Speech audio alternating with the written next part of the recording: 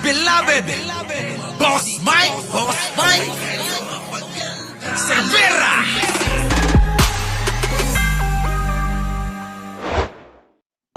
Arestuhin si Sara Duterte! Ikulong si Sara Duterte! Ayan na ho! Yung hinahanap nyo, nakakulong na ho! Pinakulong na ho si Buday, mga kababayan. Ayan na, wala nang takas. Ayan na ho, oh. Nakasuot pa ng berde. Oo, ha? Tuloy, Buday. Panagutin si Sara Duterte! Panagutin! Tuloy. Panagutin! Ikulong si Sara Duterte! Ikulong! Ikulong! Convict! Convict! Convict! Sara now! Convict! Convict! I-convict nyo na! Convict! Convict! Convict! Sara now! Oo nga! Ang tagal-tagal eh! Mabuhay ang mamamayang Pilipino na tuloy-tuloy na lumalaban sa katarungan, hustisya at katotohanan! Yun, mga kababayan. Ayan ho, Eto na ngayon si Buday. Nagbigay ho ng mensahe si Pangulong Bongbong kahapon dahil, mga kababayan, Independence Day kahapon, hindi po ba? Mga kababayan, eto na, mga kababayan, si Buday. Oo. Nasaan na, Buday? Pasok! Danao. Malaman ang mensahe ngayong araw ng kasarinlan ni Vice President Sara Duterte na may batiko sa sinapit ng amang si dating Pangulong Rodrigo Duterte at may nabanggit din tungkol sa kinakaharap niyang impeachment complaint. Kasama niya sa Malaysia sina Senadora Amy Marcos at Robin Padilla, nakabilang sa mga hahatol. Ako nagtataka na kay Robin tsaka kay mga kababayan, kay Amy, Kung inyo mapapansin, mga kababayan, ang laging kasama, isang bobo at isang baba. Di ba kayo nagtataka? Mga kababayan ko, ang kasama ni Buday, isang bobo at isang baba. Tanong, hindi ba kayo nagtataka? Kasi ako nagtataka na eh. Walang yan eh. Sa totoo lang, takang-taka na ako eh. Di ba mga kababayan? Lagi na lang kasama yung dalawa na yan. Isang bobo at isang baba. Lang. Ito na, mga kababayan, ito na. Sa kanya, sa gumugulong ng impeachment proceeding ng Senado, nakatutok si Rafi Tima. Yan na. Sa piling ng mga OFW sa Kuala Lumpur, Malaysia, piniling ipagdiwang ni Vice President Sara Duterte ang Araw ng Kalayaan. Kita nyo, mga kababayan, yan ba talaga ang pipiliin nyo? Yan ba talagang kakampihan ninyo? Ano namang kinalaman ng Malaysia? Diba? Ang Malaysia may issue pa nga sa Pilipinas yan. Hindi ba't meron pang Sabang pinag-uusapan? Diba? Meron pa nga tayong Sabang pinag-uusapan eh. Bakit? Anong ginagawa ni Buday dyan? Humihingi ba ng responde ng tulong? Anong papangako niya? Yung Saba? Kayo, mga kababayan, hindi ba kayo nagtataka? Hindi kaya pinapangako na ni Buday yung Saba? Kita nyo, no? Matindi, no? Tuloy. Pero kapuna-punang kasama ng bise, ang dalawang senator judge na kasamang dumidinig sa kanyang Kita nyo, buday na, mga kababayan. May kamukha ng bakla si Buday.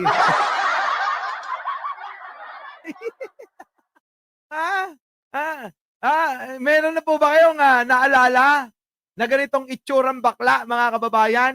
Yung po yung bata ni Baba. Yung pong laging kasama nung bansot na direktor. Ayun yun, mga kababayan, eto, tignan nyo itsura. Buday, pasok. impeachment complaint, sina Senadora Amy Marcos at Senator Robin Padilla. Gusto ko muna mong magbigay pugay, unang-una sa susunod. Ito yung bobo. Puta, ito mga kababayan, yung bobo. Oh. Sige, tuloy. Pangulo ng Pilipinas, Inday Sara Duterte. Oh, ito naman yung baba. Nakaberde pa talaga. Putik na yan, mga... Diyos ko po! Oh, tuloy. Oh. Yung bobo, pag bobo mga kababayan, alam nyo, ganyan lang ang kayang sabihin, sumigaw. Sabihin, yung pangalang Duterte. Bobo nga eh. Wala nang masabi kung hindi Duterte. Bilang artista, ang gagawin niya, kakanta na lang yan. Kasi yun naman talaga, di ba? Kapag wala kang alam. Tuloy. Ang sarap. Kapag Kita nyo, nasarapan ng utopa. Yung mga OFW naman, akala naman nila, ha? Seryoso, yung bobo na yan. Tuloy. sinisigaw na, lalo ako tumatapang eh. At higit sa lahat ang ating pinakamamahal, VP Inday Sara Ano, Manang Aimee? Yung totoo. Yung totoo. Oh, ang taba ni Sara, no? Halatang stress na to.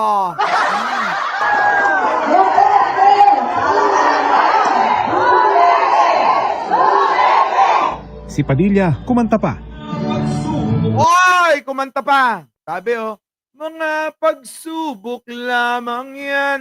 Huwag mong itigil ang laban. To, kininam.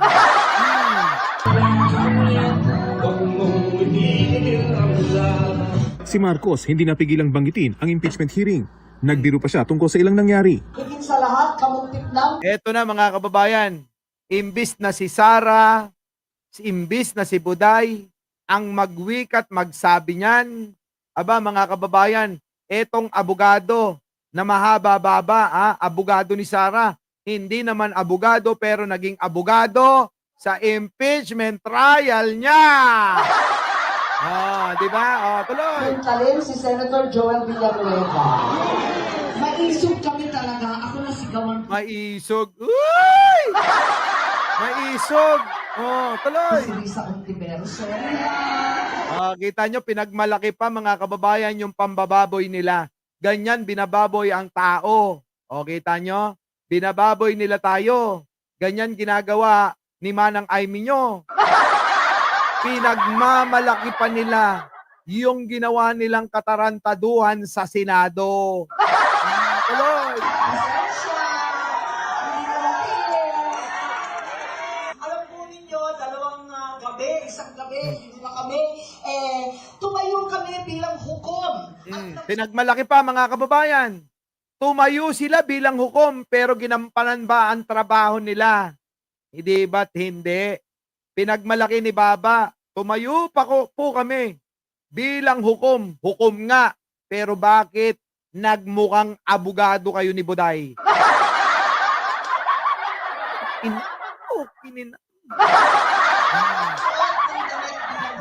Nakita siguro ng iba sa inyo. Ayan. Pero kami, mga pasaway ni Robin, hindi kami nagsuot.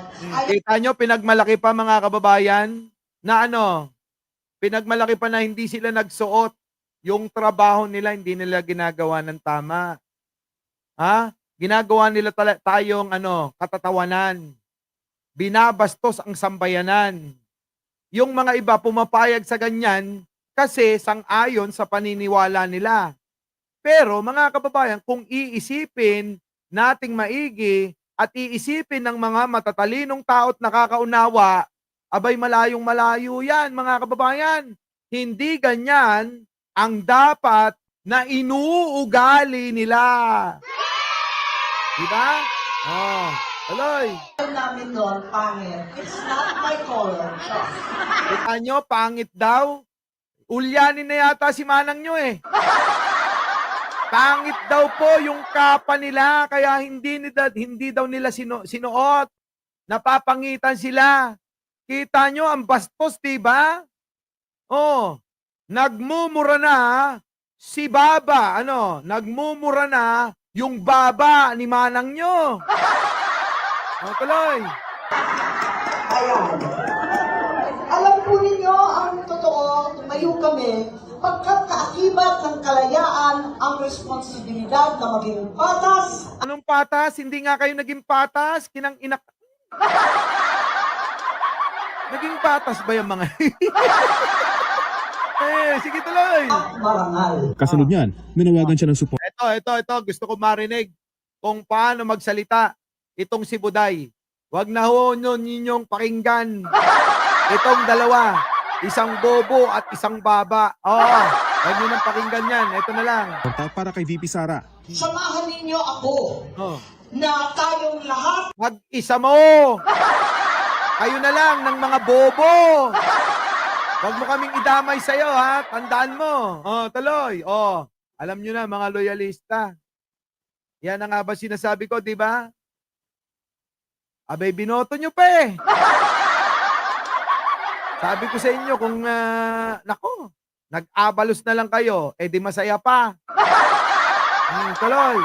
sa likod ni VP Inday Sara Duterte ay maninindigan para sa bayan. Paano maninindigan ang isang bobot tangat magnanakaw, mga kababayan? Paano maninindigan ang hindi nagtatrabaho at napakatamad na vice presidente? Paano yun, mga kababayan? Di ba? Paano yun? Paano maglilingkod ang isang vice presidente na wala namang nagawa sa bayan? Sabi nga natin sa mga tanga, bobo, mangmang na mga DDS, iabante nyo si Sara kaakibat ng mga nagawa niya. Eh kung wala kayong maiabante at wala kayong mailalapag na mga nagawa ni Buday, eh di mas malala pa kayo sa kanya. Tuloy. Para sa konstitusyon, para sa ating bansa. Dahil tayo ay malayang mamamayang Pilipino. Malaya, oo. Totoo naman yung malaya tayo. Kaya nga si Digong nakakulong at saka si Kibuloy eh. Ha? Yung dalawang mag-best friend nakakulong na. Ang mga tunay na hukom ng bayan. Sa kanyang talumpati, Ito na. Gusto ka marinig? Pakinggan natin. Ito nga, kita nyo naman ang itsura, mga kababayan. Ha? Yung make-up niya, mga kababayan. Ha? Para bang binalahura. Ako na nagsasabi yung make-up mo, Buday. Diyos ko po! Parang pinag-practicean. Siguro galit din sa'yo yung make-up artist mo. Biruin mo yung itsura mo. Ginawa kang mukhang sinto-sinto. Yung make-up na ginawa sa'yo, pang isang linggo. Baka akala baka akala bangkay ka na. Ha? Baka akala bangkay na yung mini-makeupan niya kaya ang makeup mo tema ng isang linggo. Pang yung makeup yan. Galit sa iyo yung nag-makeup sa iyo. Oh, tuloy. may batikos ang Vice Presidente, partikular sa sinapit ng kanyang amang si dating Pangulong Rodrigo Duterte. Oh, ayan na mga kababayan, titira na ho ang Vice Presidente ng mga tanga at bobo at mangmang. Tuloy. Nakaditin ngayon sa The Hague para sa reklamang crimes against humanity, kaugnay ng madugong giyera kontra droga ng kanyang administrasyon. Nakulong ho yung matandang Duterte na idol ng mga gonggong. Patuloy na pagmamahal at malasakit sa ating bayan. Kasinungalingan niyang pagmamahal na sinasabi mo. Wala kaming naramdaman. Pakilapag mo nga, sige nga, kung ano yung pagmamahal sa bayan na sinasabi mo. Ha? Nasaan? Diba? Wala. Ay itinuring siyang kalaban. Ay, totoo naman. Itinuring niyang kalaban yung maliliit nating mga kababayan na dapat tinutulungan. Anong ginawa ng tatay nitong mataba? Paki-comment na lang. Ako na mauuna. Pinagpapatay niya. Diba? Tuloy. Ng mga taong lasing sa kapangyarihan. Di ba't kayo yan? Lasing na lasing kayo? Kaya nga gusto nyong agawin yan? Kung hindi ba naman kayo lasing sa kapangyarihan, di sana nanahimik kayo, pinatapos nyo ang termino ng isang magaling, mahusay at matalinong Pangulo. Ganon may ituturing ang hindi sugapa at sakim sa kapangyarihan. Yung bang pagtapos mo na yung termino mo, abay mananahimik ka na doon sa iyong mansyon. Diba? Hindi yung tapos na termino mo, sigaw ka pa ng sigaw. Yung mga sinisigaw mo, hindi mo naman nagawa nung panahon mo. Yung tatay ni Mataba. Tuloy. Gamit ang dahas at hiram na kapangyarihan, ay papahirapan nila tayo. Dahas? Gagamitin daw ang dahas. Kailan ho gumamit ng dahas si Pangulo? Paki-comment naman. Kaya eto mga kababayan, itong sinasabi ni Buday, nagagamit daw ng dahas. Tanong ko sa inyo, 3 taon na mahigit ang Pangulo. Kailan gumamit ng dahas ito? Paki-explain nga. Kung eto, gumamit ng dahas, mga kababayan, malamang yung mga yan, ubos na yan. Diba? Tuloy. Sinungaling tong si Buday eh. Nabanggit din niya ang nangyayari ngayong impeachment trial. Napanood nyo ba yung speech ni Senator Amy doon sa Senado? Marami ang nagsabi sa akin na naipaliwanag niya ng maayos. Kita nyo na ipaliwanag daw na maayos, bobo. Galit na galit yung mga tao. Kita nyo mga kababayan ko, na ipaliwanag daw na maayos ang tao dito sa Pilipinas galit na galit. Kaya nga diyan ka na gayon eh. Kaya nga diyan ka gumawa ng speech mo eh. Kasi popotakting ka ng mamayang Pilipino. Galit na galit sa'yo, Buday. Yung mga tao nagwawala na sa lansangan. Kahit nga si Pangulong Bongbong, dinadamay na ng mga yan. Diba? Natuloy, Buday. Ano ba yung nangyayari sa impeachment na ginagawa? Ipaliwanag mo na kasi. Simple lang eh. Ipaliwanag mo kung saan mo dinala ang kwarta ng mga Pilipino. Ipaliwanag mo kung bakit nagkaroon ng mga iba't ibang pangalan na ginamit nyo. Yun lang ang gustong malaman ng tao. Na dapat ang pera na pondo ng bayan ay para sa mamamayan. Hindi lang para sa'yo. Kaso kinanya mo, di ba? Kinanya mo yung pera, yung pondo, yung para sa tao, nilamon mo ng buong buo. Tuloy. The attacks are cowardly, yet openly disingenuous and arrogant. Absence of basic human decency. Ikaw ang absent. Absent of basic decency sinasabi mo. Ikaw ang absent, dapat dumalo ka. Gusto ka naming makita habang tinatanong ka ni Dilema. Tama po ba mga kababayan? Ako, yun yung gusto kong makita. Yung pagdalo niya, tapos nandun si Dilema, yung bang eksena na nagtatanungan na silang dalawa. Ako, Diyos ko po, mga kababayan ko, napakaganda. Tuloy. Respect for the rule of law.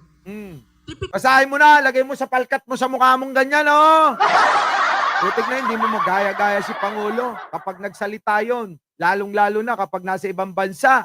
Mapa-English, mapa-Tagalog, mapa-Ilocano, mapa-Bisaya, mga kababayan. Diretsong-diretso. Eto, mga kababayan, lang yan, mga kababayan, pag bumasa ito, hindi buong sentence.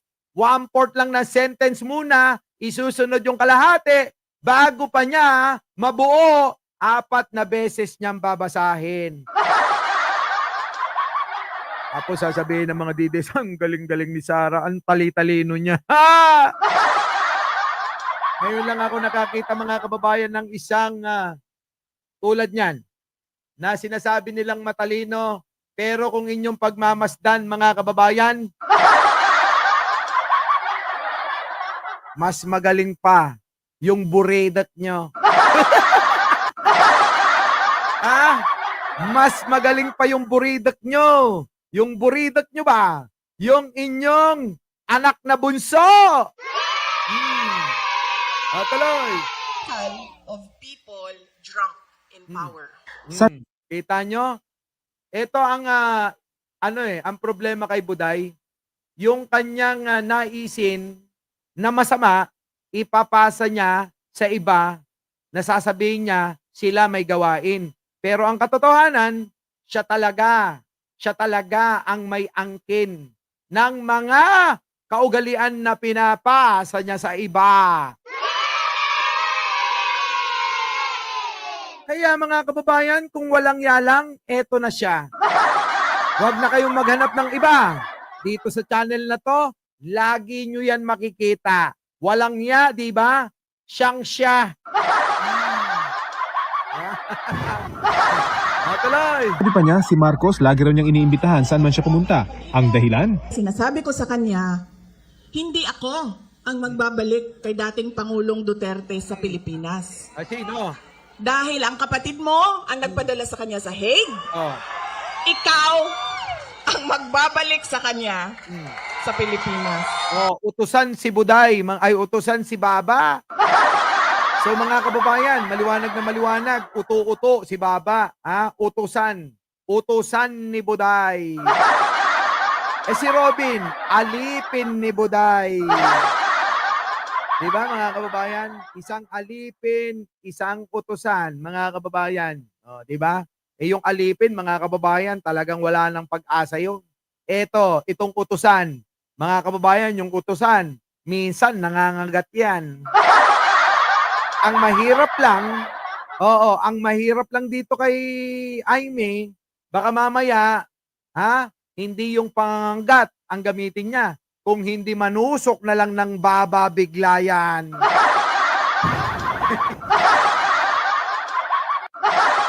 Diba? Hindi kaya ganun mangyari. Tuloy. Para siyang naka-hostage.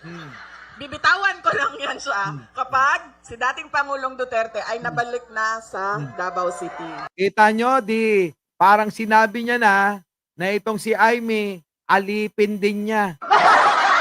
Kawawang Aimee, nakakahiya.